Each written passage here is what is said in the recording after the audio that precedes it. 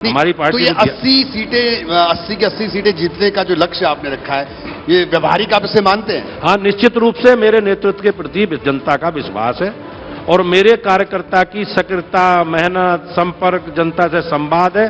उसी के आधार पर मैं अपने विश्वास को दोहराता हूं। भारतीय जनता पार्टी सारी की सारी सीटें 100% लोकसभा की सीटें 2024 के चुनाव में जीती। भूपेंद्र जी, मैंने जितना बीजेपी को कवर करते हुए जितना मुझे लंबा अरसा हो गया, लेकिन मैंने देखा कि जो भारतीय जनता पार्टी का जो कार्यकर्ता है, जो आपका कैडर है, वो बड़ा इमोशनल है। वो अगर काम भी जी जान से करता है तो नाराज होने में भी उसको 1 मिनट भी नहीं लगता। जब नाराज होता है तो घर बैठ जाता है, और जब घर बैठता है तो उसका नुकसान होता है। और देखिए, दूसरी बात, ये अब एक सरकार पूरे 5 साल चल पड़ी, अब दूसरी सरकार चल रही है, तो ऐसे में ये भी चुनौती नहीं है कि आपको लगता है कि इस कार्यकर्ता, जो अंतिम आपका कार्यकर्ता है, समाज के अंतिम व्यक्ति के लिए तो काम कर रहे हैं, लेकिन जो कार्यकर्ता है उनकी अपेक्षाओं को पूरा करना एक बड़ी चुनौती है? देखो, मेरे कार्यकर्ता ने, मेरी पार्टी ने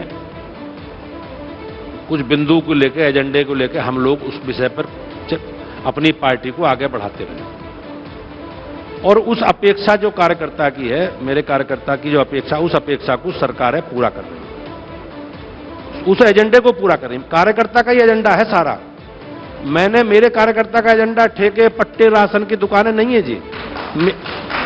मेरे कार्यकर्ता का जीवन इसलिए नहीं लगा, मेरे कार्यकर्ता का जीवन लगा है राष्ट्रवाद के लिए, देश के लिए, समाज के लिए, सुरक्षा के लिए, विकास के लिए, और भारत माता को परम वैभव पर ले जाने के लिए, भारत को विश्व में बड़ी ताकत बनाने के लिए मेरे कार्यकर्ता ने समय दिया, संघर्ष किया, और 5वीं 6ठी पीढ़ी है ये।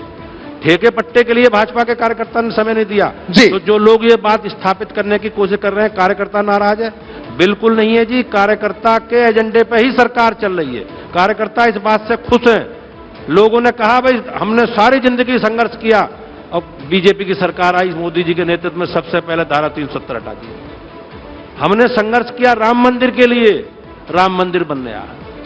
हमने संघर्ष किया, किस प्रकार का भेदभाव सरकारें करती थी जी। आज स्थिति है कांवड़ यात्रियों पर किस प्रकार से सरकार फूलों की वर्षा करती है, हेलीकॉप्टर से वर्षा करती है, और हम उनका आस्था का सम्मान करते हैं। ये एक बड़ा विषय है जी, और इसी विषय के लिए मेरे कार्यकर्ता ने जीवन लगाया है, मेरे कार्यकर्ता ने संघर्ष किया है। भूपेंद्र जी, एक और बड़ा अहम सवाल आपके संगठन से ही जुड़ा। 2014 में आप लोगों ने हिम्मत दिखाई और आरएलडी से गठबंधन नहीं किया, अगर हम बात करें उस चुनाव के, उसके बाद से लगातार, और मुझे लगता है कि पार्टी ने अपनी पश्चिम की लीडरशिप पर, या जो जाट लीडरशिप बीजेपी के अंदर है, उस पर भरोसा किया, और आज की तारीख में है कि पश्चिम उत्तर प्रदेश में बीजेपी अपने पैरों पर खड़ी है।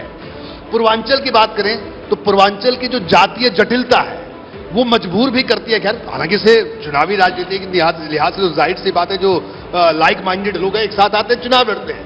तो मेरा ये कहना है कि जैसे अभी अपना दल से गठबंधन है, निषाद पार्टी से गठबंधन है, ठीक है, वो आपकी अपनी रणनीति है, लेकिन संगठन को उस जातीय जटिलता को तोड़कर पूर्वांचल में घर घर तक भाजपा भूपेंद्र चौधरी की अगुवाई में कैसे पहुंचेगी? क्या इसको लेकर भी कोई प्लान है?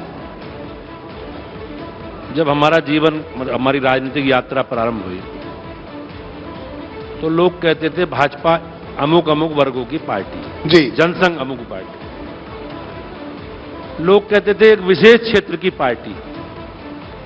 बाद में लोग कहने लगे उत्तर भारत के लोगों की पार्टी है। फिर लोग आगे बढ़े, कहने लगे हिंदी भाषी क्षेत्रों की पार्टी है। आज क्या स्थिति है जी? आज कर्नाटक में भी भाजपा की सरकार है, और पिछले 20 सालों से कर्नाटक भारतीय जनता पार्टी का 80% स्ट्राइक रेट के साथ लोकसभा में सीटें कर्नाटक से हमें मिल रही जी। गोवा में हमारी सरकार है। आप तेलंगाना की बात करोगे तो 17 सीटों में पिछली बार 4 सीटें हम जीते थे लोकसभा की, और हम लोग बिल्कुल इस बात के लिए संकल्पित है कि विधानसभा में और बेहतर प्रदर्शन करेंगे। आप सुदूर पूर्व के राज्यों की बात करो, असम में दूसरी बार हमारी सरकार बनी है। लोकसभा की सीटें आधे से ज्यादा हमारे पास। आप चाहे मणिपुर हो, चाहे अरुणाचल प्रदेश हो, चाहे आपके त्रिपुरा हो, सब जगह भाजपा की सरकार है, बहुमत की सरकार है। और शेष राज्यों में नागालैंड, असम, इनमें नागालैंड, मेघालय जी, हमारी सरकार में हम शामिल हैं। बंगाल में प्रमुख विपक्षी दल के नाते हम शामिल। तो मेरा कहना यह है कि भारतीय जनता पार्टी किसी जाति विशेष वर्ग की पार्टी नहीं है। अब भारतीय जनता पार्टी सभी भारतवासियों की पार्टी है, सभी जाति वर्गों की पार्टी है, सभी धर्म के मानने वाले लोगों की पार्टी है। जी। हमारे साथ सब लोग हैं और हम सबको साथ लेकर चलेंगे। जहां तक पूर्वांचल की और पूर्व पश्चिम की बात है, हमारा कार्यकर्ता, हमारा संपर्क सब समाज के वर्गों में जी। है और मोदी जी के प्रति और योगी जी के प्रति समाज का विश्वास है। उसी विश्वास को लेकर हम आगे बढ़ेंगे। ठीक है भूपेंद्र जी, ठीक है, सबका विश्वास है। आपने कहा आपकी पार्टी का नारा भी है सबका विकास सबका विश्वास। लेकिन अगर मैं सिर्फ हमारे अपने प्रदेश की बात करूं तो भारतीय जनता पार्टी उत्तर प्रदेश के मुसलमानों का दिल क्यों नहीं जीत पाई?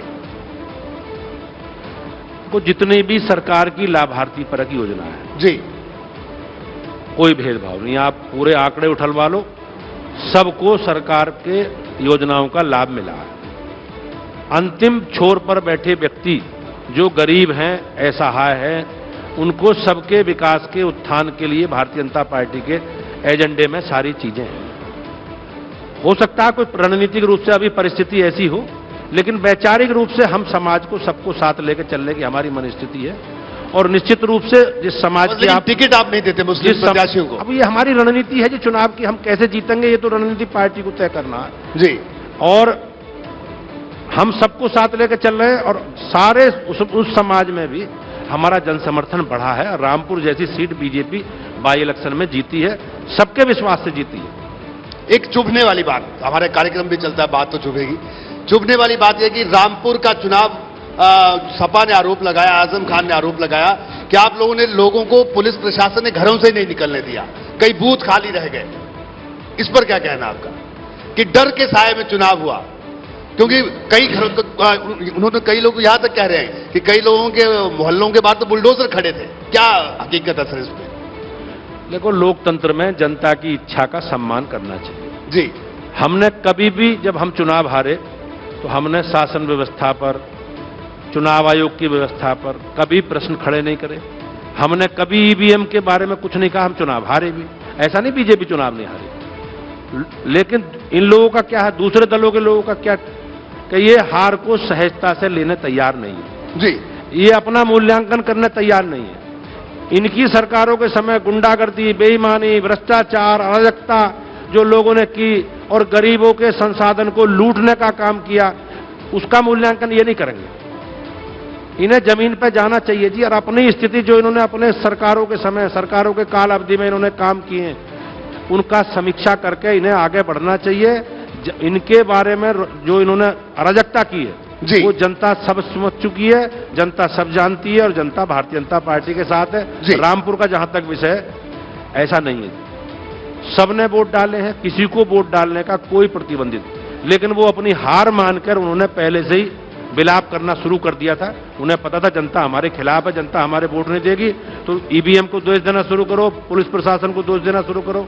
अब अगर मान लो हमारी सरकार के समय चुनाव हुए, विधानसभा के चुनाव हमारी सरकार के समय, लोकसभा के चुनाव हमारे, हम 16 सीटें क्यों हार गए? अगर हम इस तरह का सब प्रशासनिक अमले का इस्तेमाल करके चुनाव जीतते, लोगों को वोट नहीं डालने देते, तो 16 सीटें क्यों हारे हम? बाद में 125 सीटें, 124 सीटें विधानसभा की हार गई बीजेपी। हमारे कई महत्वपूर्ण लोग चुनाव हार गए, केशव जी हार गए, हमारे डिप्टी सीएम चुनाव हारे। अगर हम अराजकता करते, सरकारी मशीनरी का उपयोग करते, वोटों पर डाका डालते, दूसरे लोगों को वोट नहीं डालने देते, तो ये सीटें क्यों हारती हमारी? तो हम लोग अपने विचार पर, अपने संगठन की ताकत पर, अपने कार्यकर्ता की मेहनत पर और अपने नेतृत्व के प्रति लोगों का जो विश्वास है, उसी के आधार पर चुनाव लड़ रहे हैं और प्रदेश की महान जनता, देश की महान जनता योगी मोदी जी के साथ।